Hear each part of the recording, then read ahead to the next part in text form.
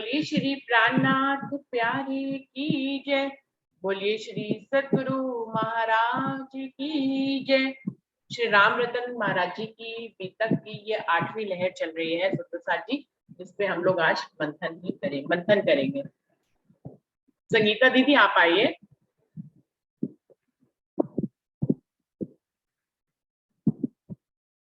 दीदी प्रणाम जी। प्रणाम जी। पुरुषहीन आश्रम नहीं लगता, महापुरुष छिप गए कहाँ। मैं भ्रम में पड़ गया, एकदम दर्शन क्यों नहीं हुए हमें।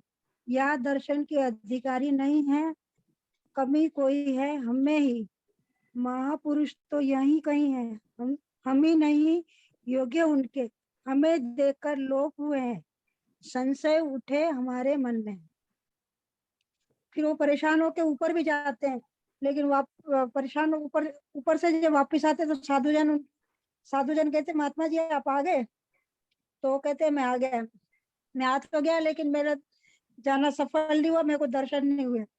लेकिन वो साधुजन विश्वास नहीं करते, वो कहते भी वहां भी तुम तो झूठ बोलते हो। तो वो कहते झूठ बोलने से मैंने तो सच बोल रहा हूँ, अक्षर अक्षर सच बता रहा हूँ, लेकिन तुमको विश्वास नहीं होता तो मेरे को तो कोई नुकसान होने वाला नहीं है।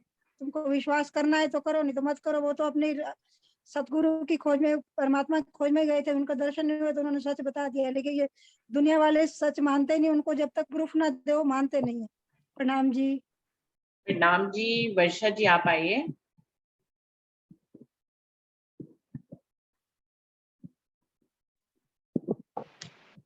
प्रणाम जी। सभी सुंदर साथ जी के चरणों में प्रेम प्रणाम जी। दीदी इसमें तो मतलब महाराज जी के वैसे तो व्यक्तित्व में गुण ही गुण भरे हुए हैं। उनकी निडरता दिखाई देती है कि वो कितने निडर हैं, उतने दुर्गम रास्ते पे चले गए। और एक ये है कि वे आत्म मंथन करते हैं।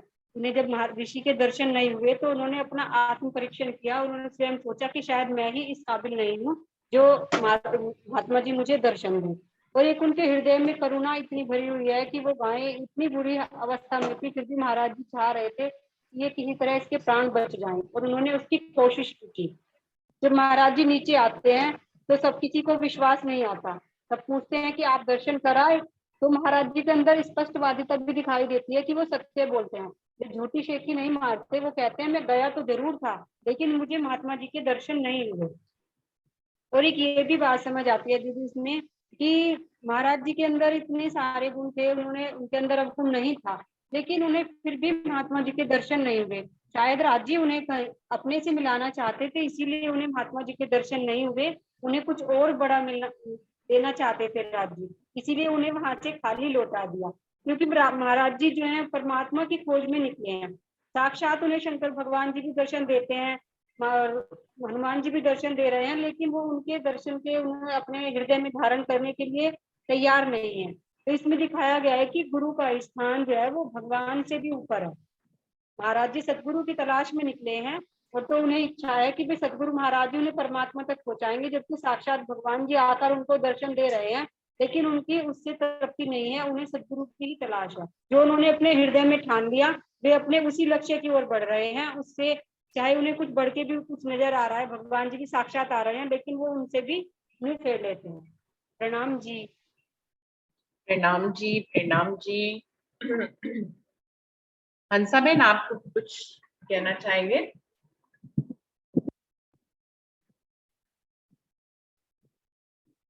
है ना, हंसाबेन है, ज्वाइन है, अभी तो ज्वाइन थी, अब नहीं दिख रही है। ज्योत्सना बहन आप कुछ कहना चाहेंगे? प्रणाम जी सखी। प्रणाम जी। बस बड़े महाराज की जो चाहना थी कि पर्वत पर कोई ऋषि का दर्शन हो, कोई परमात्मा मिल जाए, ऐसी भावना से वो गए। लेकिन वहां देखने पर कोई था नहीं, कुछ हुआ नहीं, तो वो मिला नहीं, तो वो वापस आई। और उनके मन में जो दृढ़ भावना है वो तो है ही परमात्मा को पाने की, और ये चाहना में वो आगे बढ़ रहे हैं। और जो उन गौ प्रति जो उनकी भावना थी वो भी कितनी कितनी करुण भावना है कि ऐसा ही सोते सोते नीचे आए वो लोग नहीं मानते कि आप नहीं गए होंगे। ऐसे पर महात्मा पर भी कुशंका करते हैं ऐसे लोग, तो ये भी तो अच्छा नहीं। लेकिन महाराज ने तो जो मन में दृढ़ श्रद्धा ली है वो तो ये आगे बढ़ रहे हैं। और इतने महान है कि उनका तो गुणों का भी हम क्या वर्णन करें, हमारी हैसियत भी इतनी तो नहीं है कि इतने उच्च कक्षा के सदगुरु का क्या बोले, कुछ नहीं। प्रणाम जी। प्रणाम जी। रंजना, आप कुछ कहना चाहेंगे? प्रणाम जी दीदी, प्रणाम सुंदर साथ जी। मेरे मन में तो ये भाव आ रहा है दीदी, जब वो इतनी मुश्किलों के बाद जब वो आश्रम में पहुंचे, तब उनको वो आश्रम ध्यान अवस्था के लिए इतना अच्छा लगा कि यहाँ पे तो कोई भी ध्यान कर सकता है, अगर किसी को खाने की पीने की ज्यादा लालसा ना हो तो, क्योंकि वो पत्ते खा के भी मतलब गुजारा कर सकते थे, करते थे, या कैसे मतलब करते नहीं थे, लेकिन वो भूखे रह लेते थे। इतना अच्छा लगा था उन्हें वो आश्रम ध्यान अवस्था के लिए कि वो ये सोचते थे कि बहुत अच्छा आश्रम है।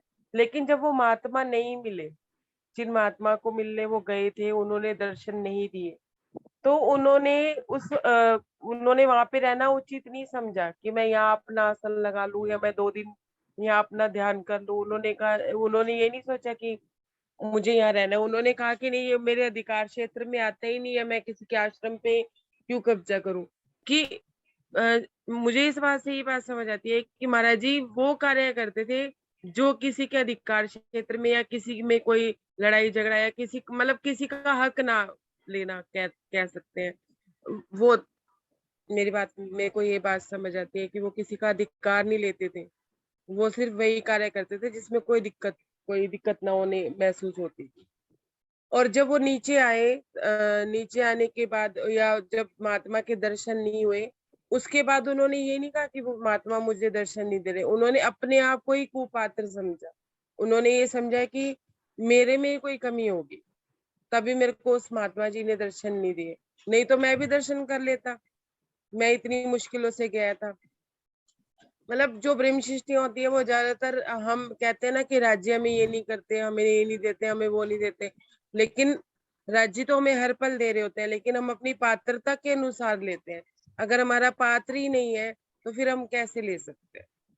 तो मुझे ये बात समझ आती है कि हमें भी यही सोचना चाहिए, मैं खासकर अपने लिए कह रही हूँ, कि जब तक हमारी पात्रता नहीं होगी तो हमें जो मेयर राज्य बरसा रहे हैं सब रूहों पे एक जैसी, हम अपनी पात्रता के हिसाब से कैसे दें। प्रणाम जी। प्रणाम जी। एक मिनट। सुंदर साथ जी, देखने में ही समझ में आ जा रहा है कि जितने भी परमहंस होते हैं वो अपने अंदर ही जो है कमी ढूंढते हैं। परमात्मा में कमी निकालने का तो कोई प्रश्न ही नहीं होता। अगर हम शिरजी साहिब जी की बीतक देखें तो वहां पे भी वो बार बार जो है, जब उनके दिल में ये बात आ जाती है कि धनी देवचंद जी तो रोज ही दर्शन करते हैं या उनको राज्य के दर्शन होते हैं, मुझे क्यों नहीं होते, मेरी बात वैसे क्यों नहीं मानी जाती जैसे धनी देवचंद जी की मानी जाती है, तो वो भी जो है अपने अंदर कमियां ढूंढने लग जाते हैं और अपनी जो है परीक्षाएं जगह जगह लेते हैं, बाजार में जाते हैं कि मेरा दिल कहीं यहाँ तो नहीं होता, स्त्री के गहने लाकर महाराज जी के सामने रख देते हैं। तो वो भी बिल्कुल जैसे महाराज जी के परमहंस महाराज जी हैं, राम रतन महाराज जी, उनके हृदय में जैसे खुद के अंदर कुपात्रता ढूंढने की लालसा पैदा हो गई है, बिल्कुल वैसे ही हम बीतक में देख सकते हैं कि इंद्रावती के हृदय में भी ऐसे ही बिल्कुल भाव आए थे और वो अपने आप को कुपात्र समझते हुए अपने अंदर पात्रता पैदा करने की कोशिश करती है और बार बार अपने आप को निहारती है। तो परमहंसों की रहनी में या कहना चाहिए ब्रह्म सृष्टियों की रहनी में या उनके लक्षणों में ये बात होती है कि वो हमेशा खुद को खरा सोना बनाने की कोशिश करते हैं, खुद को कसनियों पे बार बार डालते हैं, खुद को जो है वो अग्नि में तपाते हैं कि वो खरा सोना बनकर निकले, जिससे कि जब परमात्मा उनको दर्शन दे या उनके हृदय में विश्राम करे तो वो उनका हृदय रूपी पात्र या उनका ये जो दुनिया में जो उनका तन है वो उस पात्रता के योग्य हो कि फिर वो उस अवसर को कभी ना चूके। तो अपने आप को पात्र बनाने की कोशिश परमधाम की ब्रह्म सृष्टियां हमेशा करती रहती है ऐसा हमारे सामने बराबर आता है। बिल्कुल महाराज जी भी वैसे ही हमेशा से यही सोच रहे हैं कि यदि साधु महात्मा तक मुझे दर्शन नहीं दे रहे हैं तो परमात्मा दर्शन कैसे देगा। पहले तो मैं इतना पात्र बनूं कि मुझे कोई भी संत पुरुष भी दर्शन दे। अभी महाराज जी ये नहीं सोच रहे कि 3 बार, पहले उनको 2 बार शंकर भगवान के दर्शन हो गए, आने वाले समय में उनको हनुमान जी के दर्शन हो रहे हैं।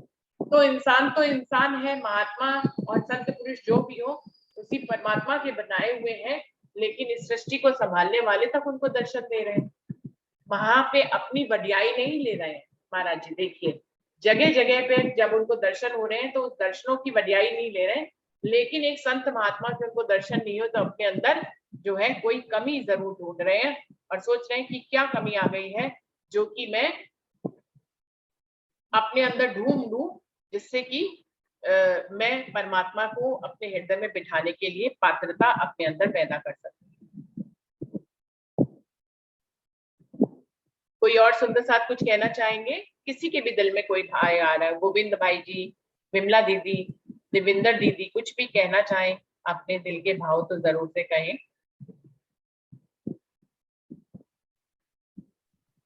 दीदी फोन नहीं उठा रही है वो।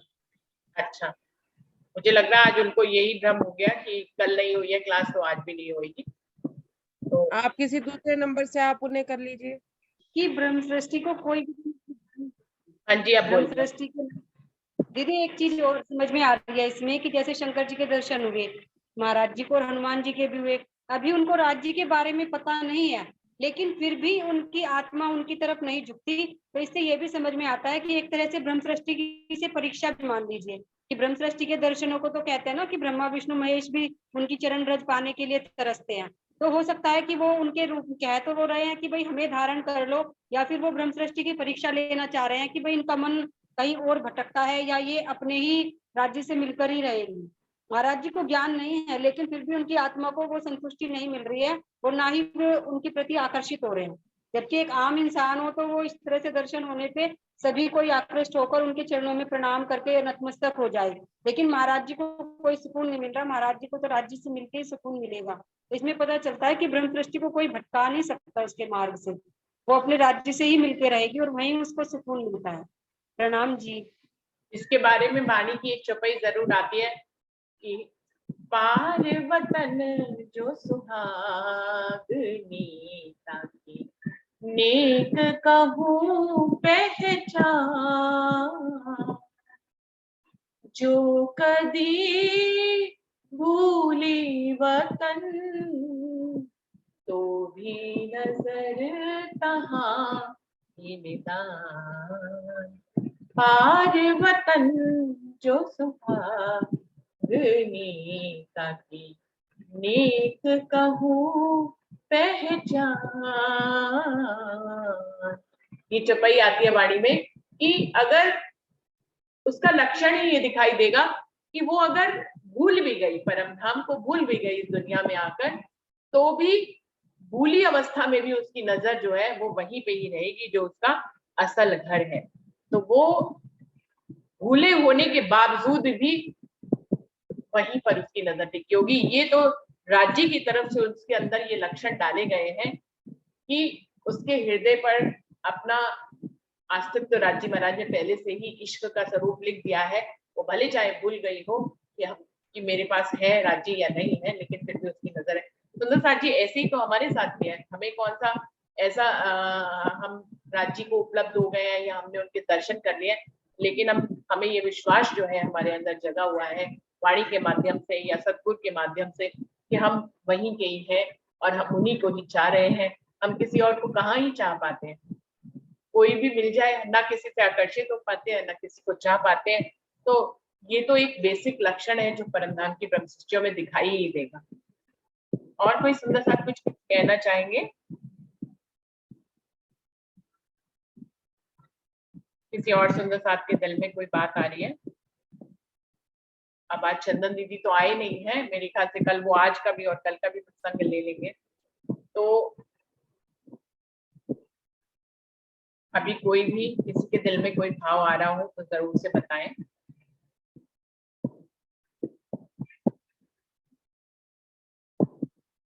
तो सुंदर साथ जी, मुझे लगता है कि चंदन दीदी ज्यादा अच्छे से विस्तार करते हैं। हमारे दिल में जो भाव आ रहा है हम सबने शेयर कर दिया है, और महाराज जी का प्रसंग यहाँ तक का तो हो ही गया है। तो आज यहीं पर ही प्रणाम कर लेते हैं और कल फिर से अपने समय पे हम लोग मिलते हैं। आप कुछ सुझाव देंगे और कोई सुंदर साथ जी कि यहीं पर ही समाप्त करें, प्रणाम कर ले।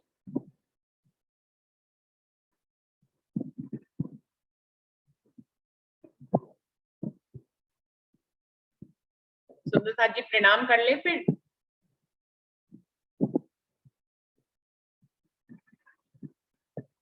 कोई भी कुछ भी नहीं बोल रहा, प्रणाम करने के लिए तो बोलिए कि वो भी नहीं बोल रहे। प्रणाम जी वो ऐसा ना दीदी की मीटिंग एंड करने का मन नहीं कर रहा, लेकिन कोई बोलने वाला नहीं है, तो फिर अब प्रणाम करने का भी मन नहीं कर रहा। हाँ, मीटिंग मतलब ये है कि सुंदर साथ आपस में बातचीत कर ले। दीदी मतलब आप ही सुना प्रणाम दीजिए। ऐसा नहीं हो सकता ना कि सुंदर कभी साथ आपस में बातचीत कर ले। दीदी प्रणाम दीदी आप जी। ही सुना दिए हमको। कभी कभी प्रणाम ऐसी जी, परिस्थिति गोविंद आई भाई जी तो कुछ कह रहे हैं। प्रणाम जी गोविंद भाई जी। राम जी सुंदर साथ ऐसी परिस्थिति कभी आई तो ये हम परमहंस महाराज जी का जो अभी तक सुन रहे हैं इसको ही आगे बढ़ा सकते हैं। आप सबको अच्छा लगे तो मेरा ये सुझाव है कि वो ही अभी तक आगे बढ़ा सकते हैं। प्रणाम जी। प्रणाम जी। गोविंद भाई जी कह रहे हैं कि अगर बढ़ाना है तो इसी प्रसंग को आगे बढ़ा सकते हैं। गोविंद भाई जी, मुझे ऐसा लग रहा है कि चंदन दीदी फिर के पास कल फिर समय कम होगा, ज्यादा एक्सप्लेन करने के लिए विषय ज्यादा आगे बढ़ जाएगा, क्योंकि वो पहले इसको करेंगे, फिर इस क्लास में भी यदि हम आगे बढ़ जाएंगे तो थोड़ा प्रसंग ज्यादा हो जाएगा। तो मुझे लगता है कि इतना ही लेके चलते हैं। कल वो इसको जोड़ लेंगे, एड ऑन कर लेंगे और आगे के बारे में हम बात कर लेंगे। अगर आज और ज्यादा कर लिया तो ज्यादा ही हो जाएगा। दीदी पिछले किसी प्रसंग पे किसी ने कोई बात करनी हो, या इतनी सारी बी तक निकल गया, कोई भी प्रसंग कोई भी और अगर सुंदर पूछना साथी, चाहे अभी तो वैसे भी बीतक चल रही है और लालदास जी की भी बीतक चल रही है। आप कोई भी प्रसंग जो है इसके बारे में भी बात कर सकते हैं, हम मंथन कर सकते हैं, उसमें क्या है। अभी किसी का 7:30 तक, अभी तो 20 मिनट है इस क्लास में। हम किसी भी और भी इतने प्रसंग है, किसी पे भी किसी को कोई प्रश्न हो, कोई बात पूछना चाहता हो या उसके दिल में कुछ बताने की इच्छा हो तो जरूर से बता सकते हैं।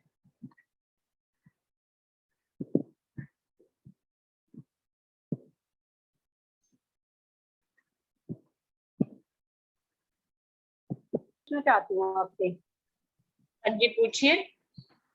दीदी एक ना सनंद में चौपाई आती है कि मैं उसका आपको अर्थ बताती हूँ, चौपाई तो मेरे याद नहीं है। तो उसमें आता है कि जब मोहम्मद साहब राज्य से मिलने जाते हैं तो उसमें 2 गोसे कमान की दूरी होती है राज्य के बीच और मोहम्मद साहब के बीच।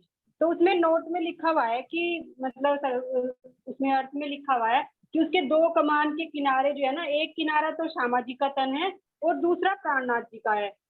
तो ये समझ नहीं आया कि मतलब अगर श्यामा जी का तन लिखा तो राज्य का उनके साथ क्यों नहीं लिखा, यदि प्राणनाथ जी लिखा तो फिर देवचंद्र जी क्यों नहीं लिखा। तो इसका भाव क्या है? मतलब सीधा सा यही है कि बस इतनी दूरी है या इसके पीछे कुछ और भी छिपा हुआ भाव है? ये समझ नहीं आ रहा इसलिए दीदी। सनंद की चौपाई है ये।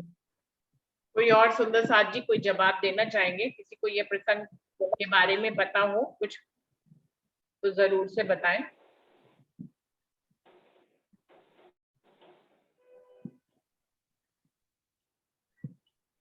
सुंदर साथ जी, वर्षा जी, ये जो 2 गोसे कमान का फर्क है, इसमें राजी और श्यामा जी आ रहे हैं, ये तो मैंने तो कहीं नहीं पढ़ा कि ऐसा कहीं पे है। ये तो वो 2 गोसे कमान का फर्क जो है ना, वो जैसे मोहम्मद साहब इंद्रावती के तन में आकर ही तो मिले राज्य से।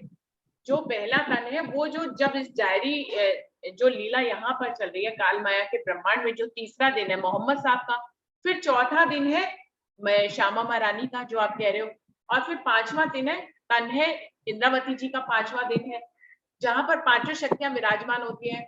और जब बांग की आवाज सुनते हैं, बीतक साहब में आता है, वहीं पर ही यहाँ पर वो मोहम्मद से मिलकर आगे चलते हैं। तो अभी तक जो है उनका कुरान पक्ष में उनका भाव नहीं था, वो हिंदू पक्ष से या ब्रज राज का वर्णन करके सुंदर साथ को जगा रहे थे। लेकिन जब बाघ की आवाज सुनते हैं और उनके अंदर मोहम्मद विराजमान हो जाते हैं, वहां से वो कतीब पक्ष को भी साथ में लेकर चलते हैं। इसी बात को कहा गया कि जब दर्शन करने चले, पहले तो वो दर्शन किए, लेकिन जब उनको पूर्ण पूर्ण शक्तियों के साथ जो है, जो ये तन भी बैठा, जो पहला तीसरा दिन था, वो सारे दिन जब श्यामा महारानी भी प्राणनाथ जी के तन में बैठ गए और मोहम्मद साहब भी प्राणनाथ जी के तन में बैठ गए, तो इसको पूर्ण स्वरूप 5वें दिन वाले इंद्रावती जी के स्वरूप को या शिवजी साहिब जी के स्वरूप को पूर्ण स्वरूप कहा गया। और इसी को ही इस बात से दर्शाया गया है वहां पर कि एक तन श्यामा जी का जिसको आप कह रहे हैं, दूसरा तन प्राणनाथ जी का, कैसे मतलब इंद्रावती के तन में ही आकर उनको राज्य के पूर्ण शक्ति या पूर्ण समर्पण पे वो मिलते हैं। इसी को दो गो से कमान का फर्क कहा गया। मुझे तो ऐसे ही मालूम है, लेकिन आप पता नहीं शब्दों का हेर फेर है, आप किस ढंग से इस बात को कह रही हैं। मुझे तो इसी ढंग से समझ में आया कि मोहम्मद साहब जो है जब 5वें दिन में दो तनों का जो है, दो गो से कमान का फर्क, यानी कि एक श्यामा धनी देवचंद जी का तन जिनको श्यामा महारानी का तन भी कह सकते हैं, दूसरा तन जो आप अपने ही शब्दों में बता रहे हो कि प्राणनाथ जी या इंद्रावती का तन कह सकते हैं, इस तन में आकर जब उनका मिलन होता है, इसी को दो गो से कमान का फर्क कहा गया है कि वो उस समय ब्रह्म सृष्टियां नहीं थी। जब मोहम्मद साहब आए तो ब्रह्म सृष्टियां नहीं थी।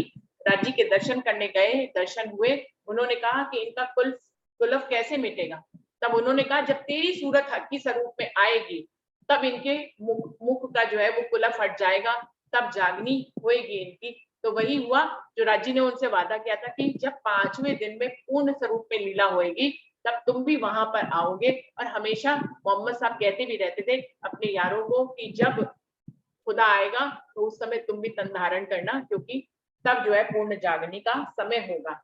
तो वही दो गो से कमान इन्हीं दो को कहा गया है, यानी कि श्यामा महारानी का तन और इंद्रावती के तन को, इनको दो गो से कमान का फर्क कहा गया कि इन दो के बाद पूर्ण रूप से पूर्ण जागनी यात्रा शुरू हो गई और मोहम्मद साहब भी जो है अभी तक छुपे हुए थे पूर्ण रूप से जाहिर हो गए। इसी को दो गो से कमान का फर्क कहा गया है।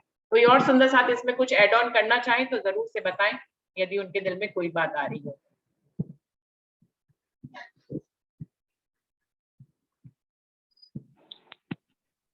प्रणाम जी दीदी, ठीक बताया दीदी आपने। मेरे को यही लग रहा था कि इसके पीछे कोई भाव है, मतलब ये एक इतना दिखाई दे रहा है सिंपल, ऐसा नहीं है, इसके पीछे कोई भाव छिपा है, वो मेरी समझ नहीं आ रहा था, लेकिन आपने बताया ना तो मेरी समझ आ गया।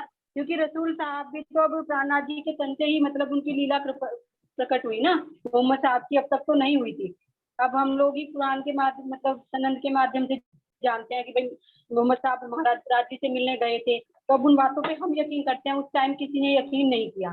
तो वही दो गो से कमान, आपने बिल्कुल सही बताया दीदी, मुझे क्लियर होगी बात। प्रणाम जी। प्रणाम जी, प्रणाम जी। दीदी मैं एक कविता बोलूं? हाँ जी बिल्कुल बिल्कुल बोलिए। बहुत ज्यादा राग से, मेरे को आवाज तो मेरी इतनी अच्छी नहीं है लेकिन फिर भी मन में आ रहा है। हाँ जी बताइए। मूल इश्क पर इतराना छूट गया, मूल इश्क पर इतराना छूट गया, इश्क का तो जैसे पता ही रूठ गया, इश्क का तो जैसे पता ही रूठ गया। अब इश्क इश्क मैं करती फिरूं, अब इश्क इश्क मैं करती फिरूं, इश्क को देखो गिनना जुड़ गया, इश्क को देखो गिनना जुड़ गया। घाटी टेढ़ी सकरी इस इश्क की, घाटी टेढ़ी सकरी इस इश्क की, मैं चढ़ी तो इश्क मुड़ गया, मैं चढ़ी तो इश्क मुड़ गया। जब वे आए कुछ लहर उठी, जब वे आए कुछ लहर उठी, न जाने क्या गिरा क्या उड़ गया, न जाने क्या गिरा क्या उड़ गया। अब मैं इश्क को कैसे बयां करूं, अब मैं इश्क को कैसे बयां करूं, दो चार बूंदे गिरी और दिल बैठ गया, दो चार बूंदे गिरी और दिल बैठ गया। प्रणाम जी।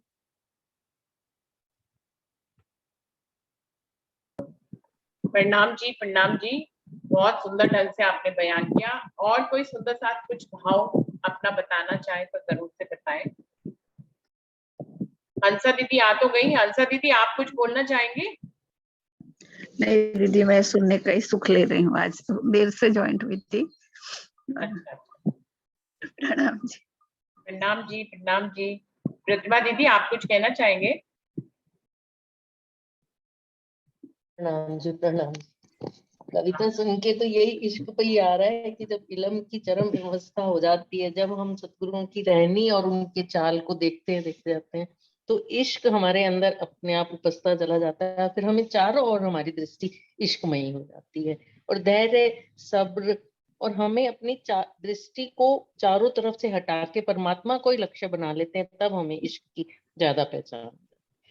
यही हमें सतगुरु महाराज जी की जीवनी से भी हमें यही शिक्षा मिलती है। प्रणाम। प्रणाम जी।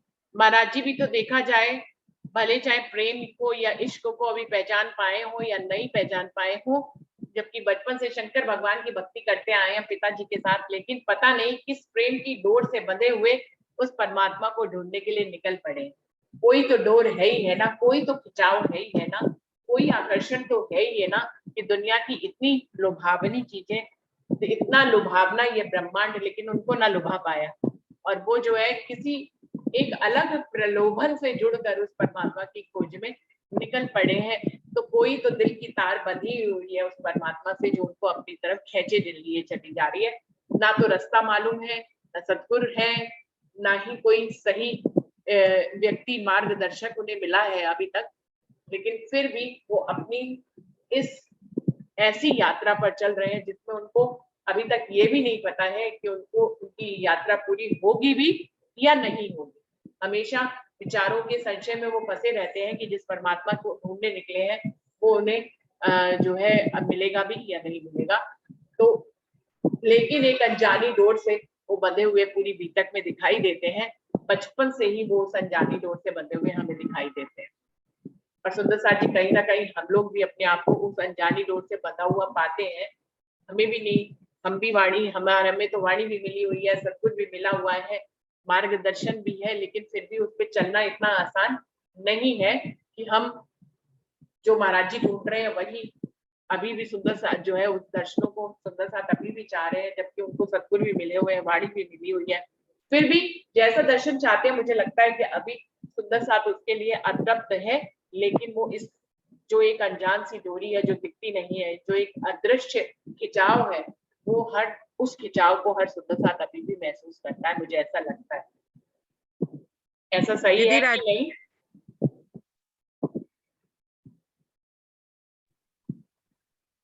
बिल्कुल दी दी इसका जवाब देते हुए धनी क्या कह रहे हैं, बोलूं आगे? हाँ बिल्कुल। इसका जवाब देते धनी कह रहे हैं, चलते चलते इसका नाम रखा, अर्श में ही कोई कोना खोज लेते, अर्श में ही कोई कोना खोज लेते, खेल खेले में हम वही खेल लेते, खेल खेल में हम वही खेल लेते, दिल तुम्हारा भी अब तो भर गया होगा, दिल तुम्हारा भी अब तो भर गया होगा, अक्षर के घर यूं रहते रहते, अक्षर के घर यूं रहते रहते, अब तो दिन एक ही बाकी रहा, अब तो दिन एक ही बाकी रहा, पर थक गए हम ये सुनते सुनते, पर थक गए हम ये सुनते सुनते, हाँ मान लिया इश्क तुम ही हो, हाँ मान लिया इश्क तुम ही हो, सब यही कहेंगे पाठ चलते चलते, सब यही कहेंगे पाठ चलते चलते, यह सब तो तुमने कहा था हमसे, यह सब तो तुमने कहा था हमसे, हाँ हमने भी सुना था रब्द करते करते, हाँ हमने भी सुना था रब्द करते करते। प्रणाम जी। दीदी इसमें एक जो लाइन आती है कि अब तो एक ही दिन बाकी रहा, पर कह गए हम, पर थक गए हम यह सुनते सुनते, मुझे ऐसा भाव आता है इस लाइन, इस मतलब इस दो लाइनों में, कि राजीव हमसे ये कहते हैं कि एक, तुम ये कहते हो एक ही दिन बाकी रह गया, एक ही दिन बाकी रह गया, लेकिन तुम्हारी इच्छाएं जो है ना वो खत्म ही नहीं होती, ये इच्छा वो इच्छा, मैं सुन के ना थक गया हूँ, थकता जा रहा हूँ कि कब तुम इस अक्षर के घर से अपना इच्छाओं की पूर्ति करोगी और कब तुम आओगी, एक इच्छा पूरी होती है फिर दूसरी होती है, कब इच्छाएं तुम्हारी खत्म होगी, ये मैं सुनते सुनते थक गया, मुझे ऐसा भाव आता है दीदी इन दो लाइनों में। प्रणाम लेकिन जी। ये भी सही है, हम लोग भी थक गए हैं सुन सुन के कि अभी बस महाप्रलय होने ही वाली है, एक ही दिन रह गया, एक ही दिन।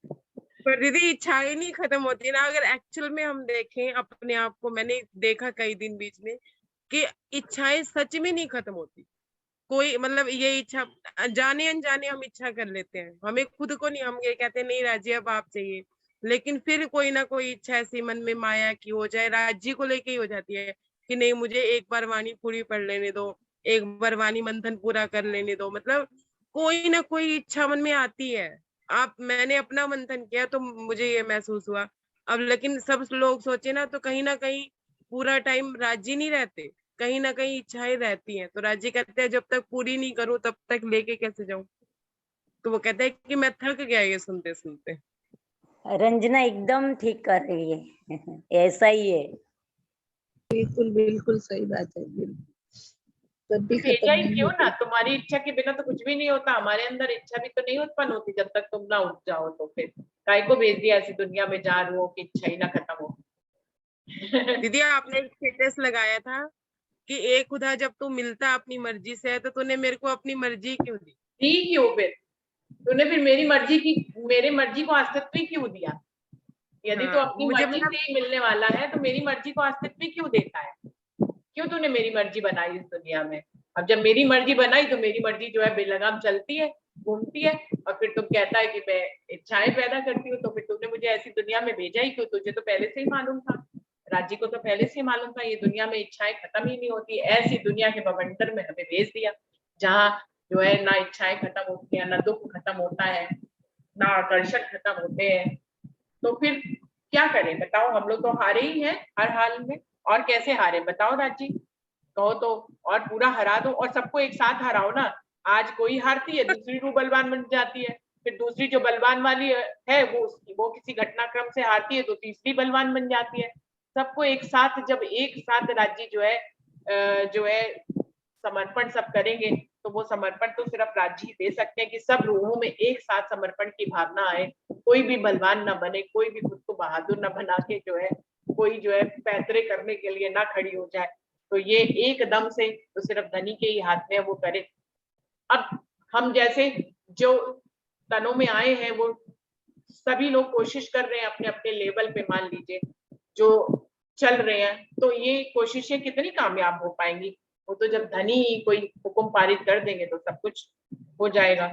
मुझे लेकिन एक बात तुम्हारी कविता की बहुत ही अच्छी लगी कि वहीं कोई कोना ढूंढ लेते, वहीं खेल दिखा देते, काय को इस अक्षर के ब्रह्मांड में ले आए, वहीं एक कोना खेल का होना चाहिए था।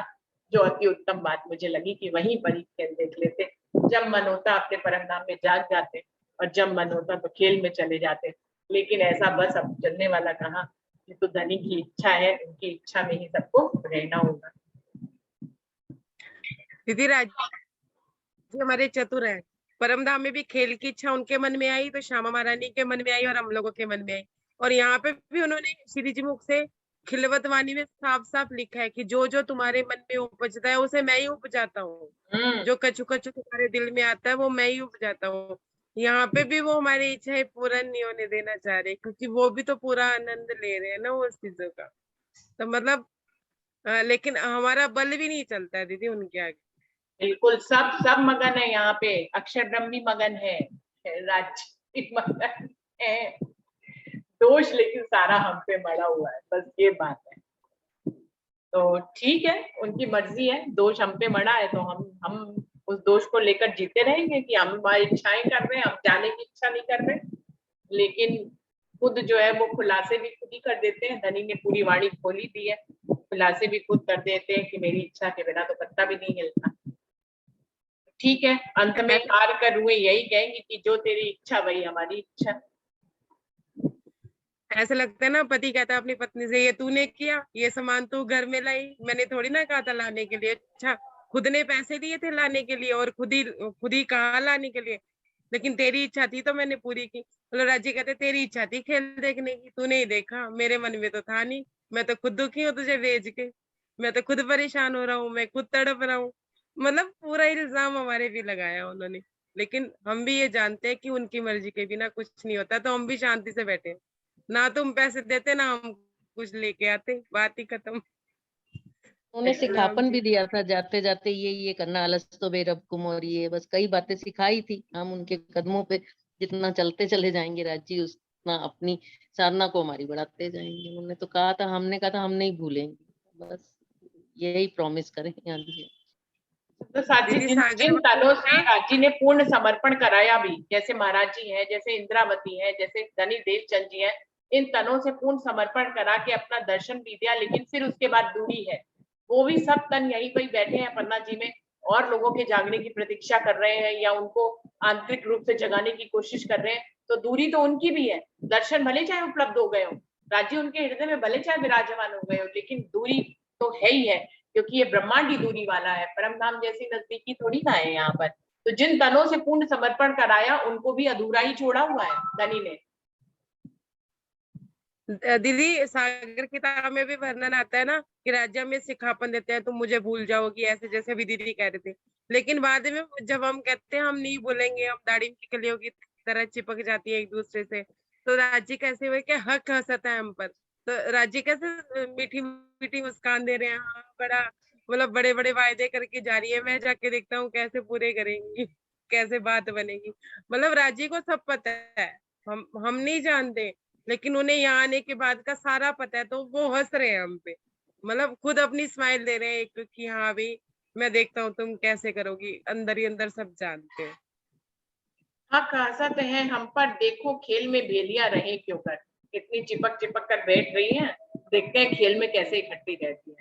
तो हमारे ऊपर हंस रहे हैं, बिल्कुल सही।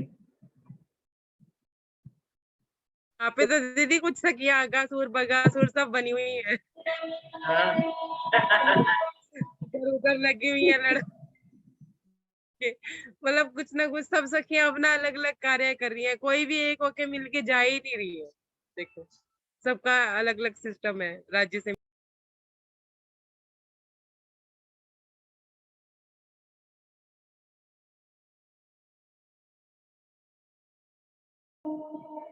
बिल्कुल दीदी सही। टाइम हो गया, प्रणाम।